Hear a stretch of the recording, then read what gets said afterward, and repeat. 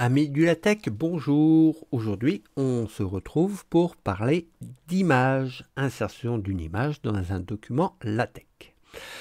Alors, on se retrouve donc où on était.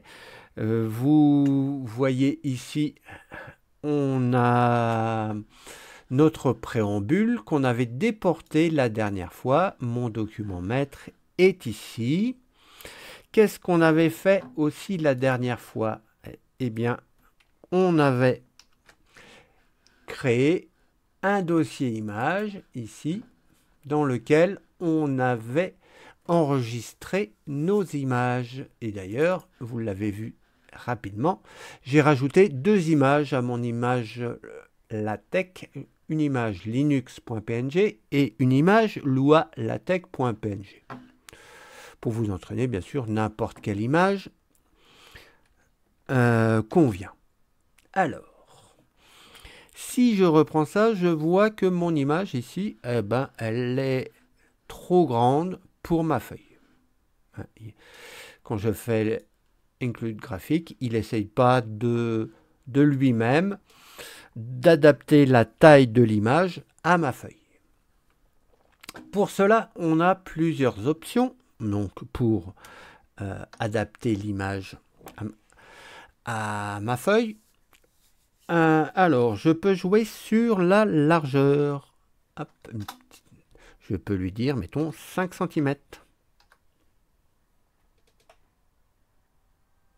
Voilà. Je peux lui dire aussi, eh ben, tu vas m'occuper toute la largeur de la ligne.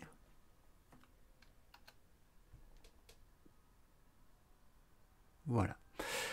Vous rencontrerez peut-être dans la littérature ou dans des... Ça, hop, pardon, c'est quasiment pareil que la version avec Line. Vous voyez, hein, ça n'a rien changé.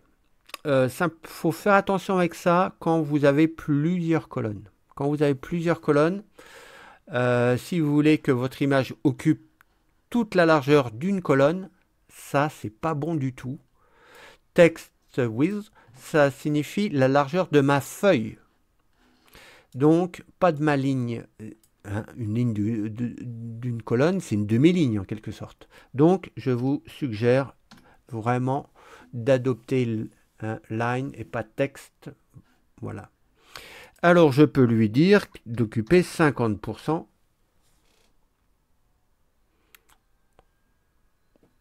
de ma ligne. Qu'est-ce qu'on peut faire? On peut stipuler aussi la hauteur de notre image. 5 cm, par exemple. Alors, on évitera de mettre la hauteur et la largeur, à moins de connaître exactement les bonnes proportions, parce que sinon, bien sûr, vous voyez, ça déforme votre image. On peut jouer aussi sur l'échelle. Scale. Alors 1, c'est l'image d'origine. Donc ici 0,5, ça doit rentrer dans la feuille. Je peux aussi, dernière option que je vous montre, jouer sur l'option angle qui donnera donc une rotation de votre image. Voilà. Il y a d'autres possibilités encore. C'est les principales. Je pense que ça suffit. Personnellement, moi, par exemple, angle, je n'utilise pas angle. Donc, voilà. Voilà. Alors, on reprend avec, mettons, une image de 5 cm. Pas trop grand, histoire de bien voir ce qui se passe. Je peux avoir envie d'encadrer mon image. Certains aiment avoir des images encadrées. Alors, pour ça, il faut mettre tout ça dans un Fbox. Une boîte Fbox. Voilà. Voilà. Fbox, accolade entrante, mon include graphique, accolade fermante. Alors, fbox marche aussi pour du texte, hein. Si je veux mettre n'importe quoi, hein. Par exemple, ça marche, hein. Donc, je reviens en arrière. Voilà. On parle image et pas texte. Alors, je peux avoir des options. Je peux modifier mon encadrement. Mais pour cela, il me faut un package éponyme. Use package fbox. J'enregistre bien. C'est enregistré. J'ai plus le logo de la disquette. Alors, qu'est-ce que je peux faire comme option?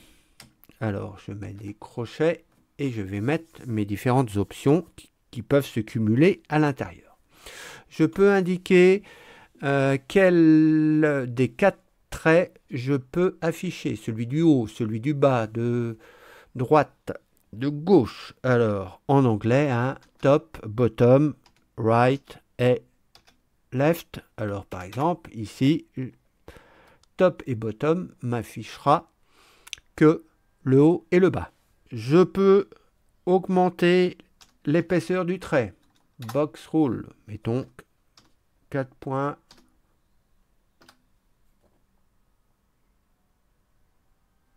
Voilà. Qu'est-ce que je peux faire? Je peux aussi modifier la distance entre l'image, ou le texte hein, d'ailleurs, et le cadre. Pour ça, c'est Boxep, c'est proposé. Hein. La complétion, elle est formidable sur Tech Studio.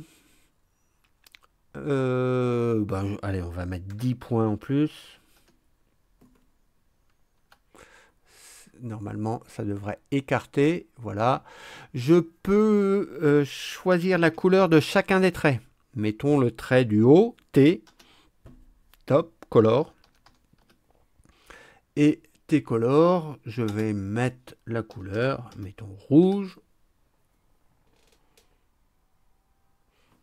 Voilà. Donc, comment encadrer fbox? On retient cela. Je supprime.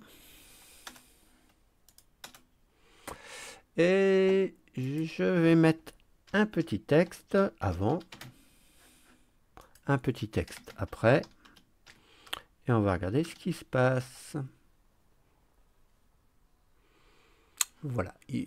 On peut insérer des images dans du texte. Voilà. Il est inséré. C'est à la suite. Alors, vous allez me dire, ah ouais, mais cette image LaTeX, là, je trouve c'est plus joli centré. Et effectivement, si je vous montre ce document-là, ici, vous voyez, chacun des blocs Scratch, ici, ils sont bien centrés par rapport à ma ligne. Ils ne sont pas tout en haut, ce qui était le cas hein, à la base, quand je les ai insérés. Alors ça, c'est pas des images, mais le principe est exactement le même. Donc, comment faire pour descendre un petit peu notre image de façon à ce qu'elle soit centrée par rapport à la ligne? Deux méthodes. Une méthode un peu empirique, en utilisant la boîte Resbox. Resbox, on peut lui dire de monter ou de descendre ce qu'on a dans la boîte. Ce qu'on a dans la boîte, c'est tout ça. Donc on le mettra aussi entre accolades. Voilà. Alors, ici, je vais lui dire de descendre de 2 EM, c'est-à-dire la hauteur d'un M majuscule, je crois. Voilà. Bon, c'est pas mal. Bon, on peut faire différents essais. C'est peut-être un peu mieux. Ouais, probablement. Voilà. Donc, une méthode pour aligner verticalement du texte sur ma ligne. Alors, c'est peut-être pas la méthode que j'emploie le plus. Je vais créer un environnement mini-page. Hein, on a déjà utilisé ça. Alors, hop, c'est un environnement, donc ça commence par begin, mini-page, et il me faut la position et la longueur. Alors, la position, ben, je veux que ce soit centré, donc je mets C, pas top ou bottom. La longueur de ma mini-page, ben, mon image fait 5 cm, ben je vais lui dire de faire une mini-page de 5 cm. Et là, pop, pop, j'ai fait une erreur, quoi. J'ai pas mis mon image dans le contenu. Le contenu, c'est bien sûr mon image.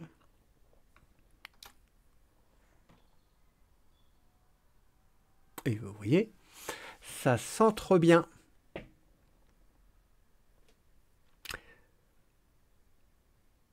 Alors, si maintenant je veux centrer, mais horizontalement. Alors, je vais enlever mon mini-page. Hop. Je vais créer un petit ellipse. On va faire 1, 2, c'est suffisant. On va aller à la ligne. On va compiler. Voilà. Il insère mon graphique à la fin. Si j'avais pas mis de ligne, voici ce qu'il m'aurait fait. Je pense qu'il m'aurait... Voilà. Là c'est horrible, hein, c'est vraiment pas beau. Donc, on insère une ligne. Alors, mon latex, j'aimerais bien le centrer donc horizontalement. Pour ça, deux méthodes. J'utilise un environnement center. Si j'ai cliqué ici, hein. Voilà. Autre méthode. Alors, je vais faire un copier-coller. Autre méthode. Alors, je fais un H-fill.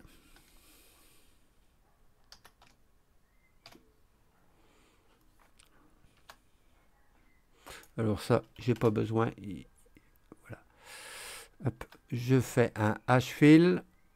J'enlève. Voilà. Alors, vous pouvez voir les deux intérêts, les deux différences. Quand je fais un begin center, il me crée un espace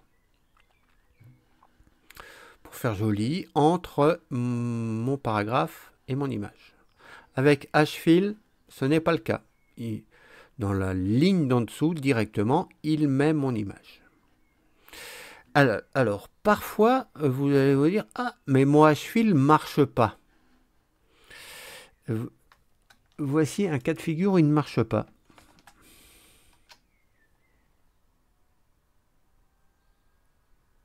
Vous dites, mais bon Dieu, j'ai quand même bien fait un H-fill. Oui, mais pour qu'il soit pris en compte, il faut que ce soit un paragraphe. Donc, soit vous mettez par, soit, ce qui revient sensiblement à la même chose, vous faites une ligne vierge. Alors, hormis le fait qu'il y ait une distance ou pas entre le paragraphe et l'image, pour les talibans du centrage, je dis quand même, bon, effectivement, mais il faut vraiment avoir des bons yeux. La tech ici est pas vraiment centré, il est un tout petit peu plus à droite que celui-ci. Pourquoi? Parce que, en fait, nouveau paragraphe égale indentation ici. Donc, il centre par rapport à la ligne moins l'indentation. Donc, si je veux exactement centrer mon image, mais vraiment, hein, faut pinailler, hein, je fais un no indente. voyez, ça va se décaler, ça s'est décalé un petit peu vers la gauche. C'est vraiment du pinaillage. Bon, faut le savoir simplement. Mais ma petite option là, ma petite fonction hfill, elle est pratique, hein. Moi, je m'en sers même pour n'importe quoi, hein, du texte.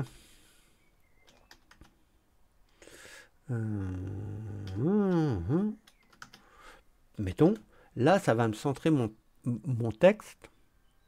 Voilà. Sans que j'ai besoin forcément de faire un center. Hfill avec un seul L. Alors, maintenant, nous allons voir comment mettre 3 images, par exemple, hein, sur la même ligne et faire ça de façon assez harmonieuse. Alors, un petit peu de ménage. On va supprimer ça. Tout ça. Voilà. Alors, j'ai 3 images. Donc, si je veux qu'elles s'affichent toutes les 3 sur ma ligne, il va falloir que je choisisse une longueur adéquate. Mettons 0,25 fois la longueur de la ligne pour chacune des images. Donc, ma première image, ma deuxième, ma troisième. Donc, ma deuxième, Lua LaTeX et Linux, ma troisième.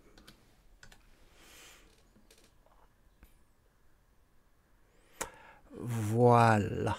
Donc, ces 3 images font la même taille et s'affichent les unes à côté des autres. Alors, on peut jouer, mais c'est pas très joli, hein, sur l'espacement horizontal avec, mettons, je rajoute un double quadratin ici. Voilà. Ça me permet de faire des petits retours sur certaines choses. C'est mieux, hein. On peut en rajouter un peut-être au début. Voilà, c'est pas si mal, hein. Mais bon, ici, on a de la chance que le double quadratin fonctionne plutôt pas mal. Alors, comment on pourrait le faire? On pourrait le faire avec des espacements élastiques, donc Hfill, avec 2 L cette fois-ci. Un premier espacement ici, un deuxième ici, un troisième là, un quatrième ici. Donc tous les quads sont remplacés par du Hfill. Hfill 2L. Le dernier, Hfill. Hop, pardon. Et si je veux que le dernier fonctionne, je dois rajouter un H space étoilé de 0 cm, sinon il ne sera pas pris en compte. Et voici ce que ça nous donne. Voilà, là c'est parfait. Alors, avant de passer à autre chose, peut-être certains d'entre vous voudraient mettre une légende sous chacune des photos. Mettons ici image 1, image 2, image 3.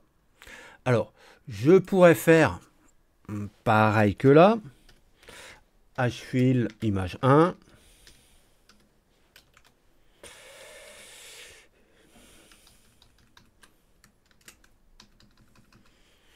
Image 1. Hfill image 2. Hfill image 3. Et un dernier Hfill avec, on enfonce le clou, un H space 0 cm. Ça va pas être l'idéal. surtout quand vous avez des images qui font pas la même taille. Et voilà, alors ici, la légende est plutôt bien placée, là correctement, même si on aurait pu peut-être s'attendre à ce qu'elle soit un peu plus à droite. Là, clairement, j'aurais attendu ma légende un peu plus à gauche. Bon, alors, on va pas faire ça. Alors, il existe un package qui peut nous faire ça, qui s'appelle Subcaption. Je l'ai employé, fut un temps. Je le trouve assez lourd et puis parfois un peu compliqué. Donc en fait, maintenant, hein, j'ai réduit un petit peu tout, l'utilisation de différents packages pour me concentrer sur des choses que je maîtrise mieux. Je vais inclure ça dans chacune des images dans une mini page. Alors, je vous montre. Begin mini page, ça permet de revoir pas mal de choses. Hein. Mini, est-ce qu'il me propose? Non, hop. Il va falloir que je le tape entièrement. Mini page. Non, alors, quand, hop, moi j'aime bien la complétion. Quand ça veut pas, j'efface tout. Je remets begin. Voilà, vous voyez, la complétion revient. Bah. Oh, oh, oh, oh, oh. J'ai compris pourquoi. Voilà, le petit, hop, mini page. Voilà, position et alors, la position, on va centrer au départ, même si c'est pas ce qu'on veut faire. Et la dimension, je crois que c'est comme ça. La dimension, on va garder notre 0,25. Voilà. Et alors, il va falloir... Il m'a pas bien pris ma mini page. Il va falloir que je conclue par un end mini page. Voilà. Je vais passer à la ligne pour inclure l'image, la légende, l'image 1. Et je vais centrer tout ça. Excusez-moi. Donc, ma mini page, tout est centré. Voilà. Alors, par contre, mon graphique, il va refaire 0,25 fois la ligne, mais de ma mini page. Donc, ça va être tout petit. On va enlever le 0,25. Il prendra tout l'espace de ma mini page. H-fill, voilà. Alors, je vais copier tout ça et on va faire la même chose pour mes 3 images. Qu'est-ce qui s'est passé? Hop.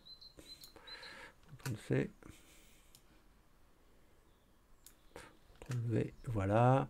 Mini page. Donc, c'est ma dernière, c'est Lua LaTeX.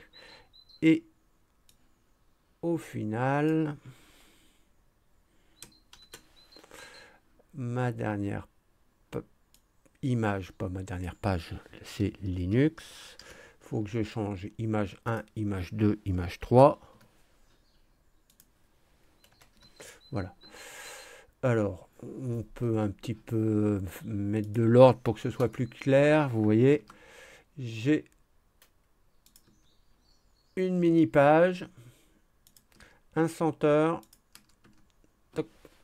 Voilà. Je fais un H-fill, une mini page, encore un environnement pour centrer. Voilà. Un H-fill. C'est un peu plus propre. Voilà. Alors, on va voir si ça marche.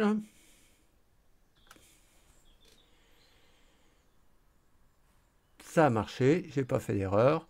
Alors, vous voyez, j'ai mis C. Donc, toutes les images sont alignées ici. Donc, logiquement, le texte des légendes suivent. Alors, on peut peut-être choisir bottom, si on veut, pour aligner les images et non plus... pour aligner les légendes et non plus les images. Voilà, vous voyez. Alors, j'aurais dû mettre image 3 ici. Bon, c'est vraiment dans le cas de figure où vous avez envie de faire ça. Pensez un mini-page. Mini-page, ça peut vous sortir du pétrin.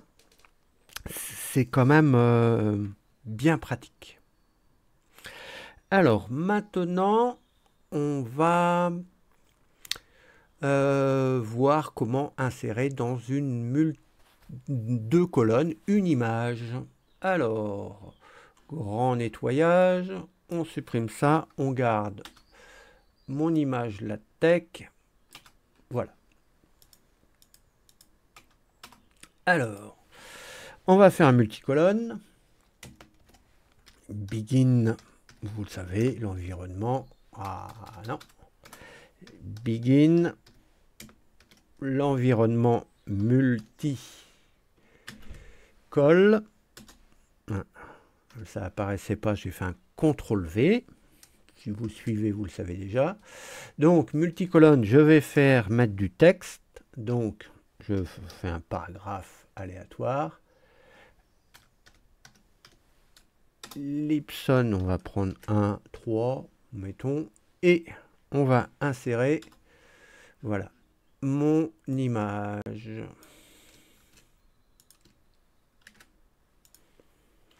Alors, là, ça va pas être beau. On va voir tout de suite pourquoi ça va pas être beau. Hop. Too many. Ah oui. Voilà. Hop. Ça va pas être beau. Bah, c'est pas si laid que ça. Hop. Mon image est un peu grosse. Voilà. C'est 5. Voilà. On va voir que c'est pas... Voilà. Le LaTeX, ici, il n'est pas super beau dans cette position. On pourrait le centrer. Donc, hein, on peut faire un center ou, vous savez, maintenant, H-fill. Mais si je fais un H-fill, je fais un par. Et là, on y va et ça va le centrer approximativement. Voilà. Alors, on peut avoir l'envie de mettre le texte à gauche et l'image à droite, sans texte. Donc, pour ça, il va donc falloir que je fasse un colonne break. Colonne break. Alors, si je fais ça, voilà. Alors, si vous voulez centrer, ici, là, centrer verticalement, comment faire? Ben, on n'a pas beaucoup de choix, à part faire du VSpace. Alors, je pense qu'il faut l'étoiler. On va essayer sans l'étoiler d'abord, mais je pense que ça va pas fonctionner. Puis, on va au petit bonheur la chance. 8 cm. Bon, voilà. J'avais raison. Il faut bien la version étoilée. Donc, au petit bonheur la chance, on essaye. Voilà. Bon, c'est pas si mal. Probablement 9. Bon. Et c'est réussite. Bon. Voilà. On peut jouer comme ça. C'est l'une des façons. Ou bien, on utilise une fonction qu'on a créée ensemble, à savoir nos deux colonnes variables. Alors,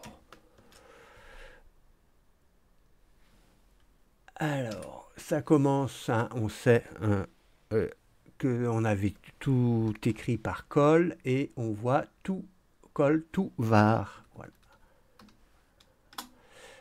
Premier argument, c'était ici notre le ratio. Donc on va prendre 0,5 pour essayer de faire pareil. Deuxième argument, c'est l'alignement vertical de mes colonnes. Et donc, on choisissait. Troisième argument, ben, c'est ma colonne de gauche. Donc ici, c'était le Lipson. On avait choisi hop, hop, Lipson 1, 3. Et le quatrième argument, ben, c'est mon image. Donc, mon image, voilà. Hein, ça débute, ça finit là. En faisant ça,